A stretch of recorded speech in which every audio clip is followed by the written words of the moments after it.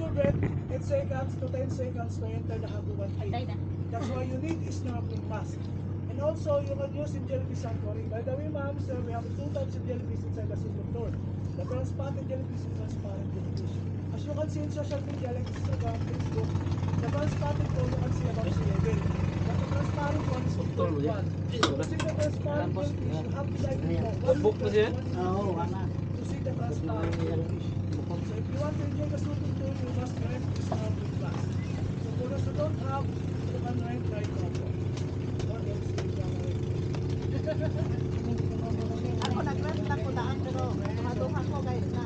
Oh, later ma'am, after po kami. Adi ko magmas. Kuwan po yung story ma'am. Hindi ko magmas. Kay, Para makita din mo mga ay, tanaw na ko sa video. katanasin. Oo. Puli lang mo. Kay, na ako'y daghang mas na dadto sa balay. Pangda. Walang panda. Puli lang. Yan naman ay pa. Para magpapalo. Baya. Abong ni ako na ko kayo.